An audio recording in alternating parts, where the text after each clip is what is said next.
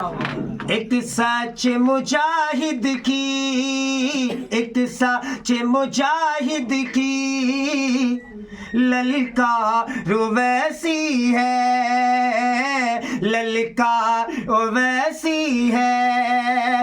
एक सच मुजाहिद की, एक सच मुजाहिद की ललकार वैसी है।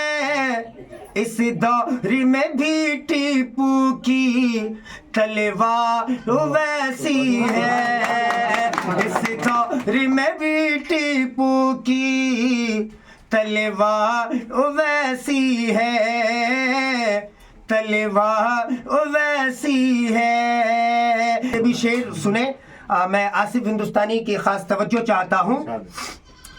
इस्लाम के दुश्मन की साजिश को समझता है, इस्लाम के दुश्मन की साजिश को समझता है।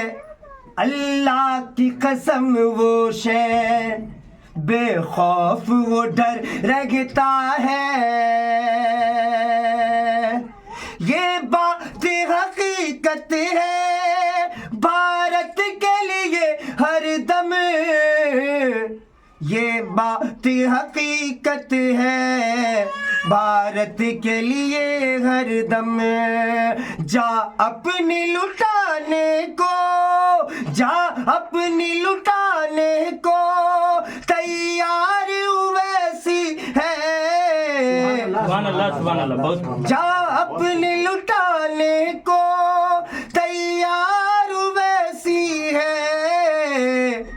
एक सच मुजाहिद की ललकार वैसी है, एक सच मुजाहिद की ललकार वैसी है। मैं टाइम 24 न्यूज़ का हार्दिक हार्दिक अभिनंदन करता हूं, खैर मकदम करता हूं और दिल की गहराइयों से मुबारकबाद पेश करता हूं। आज ये शेर मैंने इसलिए पढ़ा है, आपके मीडिया के माध्यम से कहना चाहता हूं कि आज इस आज़ाद भारत में जो लोकतांत्रिक देश है, स्वतंत्र देश है, आज़ाद भारत में लोगों को जो है खाने पीने की, रहने की आज़ादी है।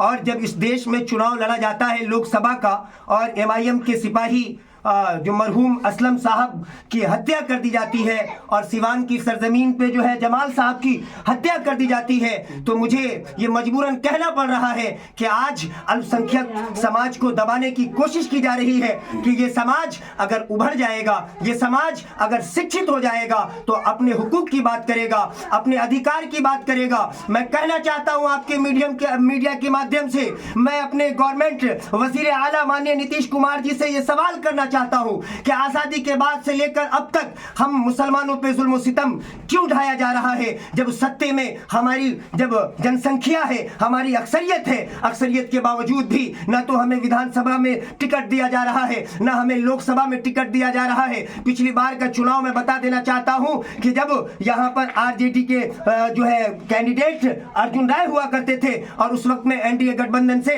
JDU के सिंबल से जो है सुनील कुमार पिंटू जी जब आए तो तमाम लोगों ने सुनील कुमार पिंटुओं को जिताने का काम किया, यानी JDU और BJP को जिताने का काम किया। मगर आज मैजॉरिटी का 5 से 6 लाख के करीब यहाँ पर वोट है, मगर आजादी के बाद से लेकर अब तक इस सीतामढ़ी में मुस्लिम कैंडिडेट नहीं बनाया गया। तो मैं तमाम उन सेकुलर पार्टियों से कहना चाहता हूं कि अब ठगने का काम या आपने जो दुर्व्यवहार करने का काम किया है, हम इस मंच से, इस महफिल से संकल्प लेते हैं कि जीत और हार और ताज पहनाने का काम तो परमेश्वर और अल्लाह का है। हम जीते या हारे वो तो आने वाला समय बताएगा, मगर हम विधानसभा में भी लड़ते हुए नजर आएंगे और लोकसभा में भी लड़ते हुए नजर आएंगे, इसलिए कि हम अपने रहनुमा, अपने लीडर और अपने कायद को तस्लीम करने जाएंगे। इसलिए मुसलमानों ने अब तक अपने कायद, अपने रहनुमा को तस्लीम नहीं किया है, एक्सेप्ट नहीं किया है, जिसके वजह से आज मुसलमानों का ये बुरा हाल, बिहार में जो बदहाली है वो देखने को आपको नजर मिल रहा है।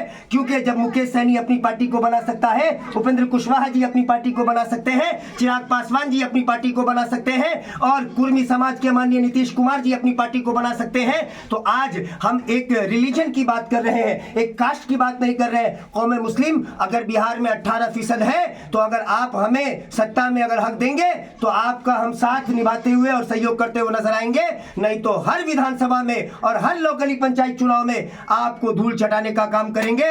और मैं ये संकल्प लेता हूं कि आज इस देश में जो डॉक्टर बाबा साहेब भीमराव अंबेडकर ने जो हमें संविधान दिया था, आज उस संविधान की धज्जियां उड़ाई जा रही है और लोकतंत्र की हत्या की जा रही है। हमारे आवाज को दबाने की कोशिश की जा रही है, हमारे लीडरों की हत्याएं की जा रही है। कभी हमारी मस्जिदों पर हमला किया जा रहा है, कभी हमारी खानकाहों पे हमला किया जा रहा है, कभी हमारी बुजुर्गों पे हमला किया जा रहा है।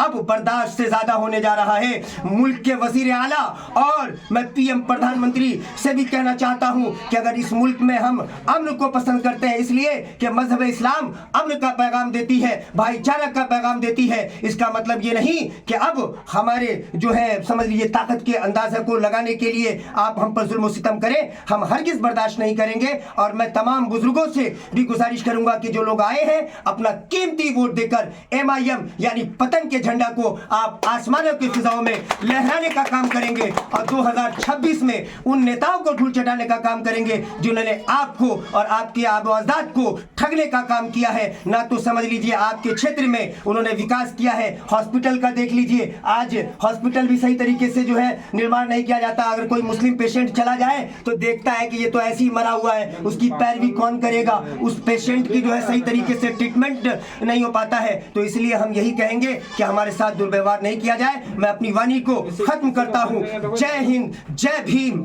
इनकलाब जिंदाबाद, हिंदुस्तान जिंदाबाद, MIM जिंदाबाद, ओवैसी साहब जिंदाबाद।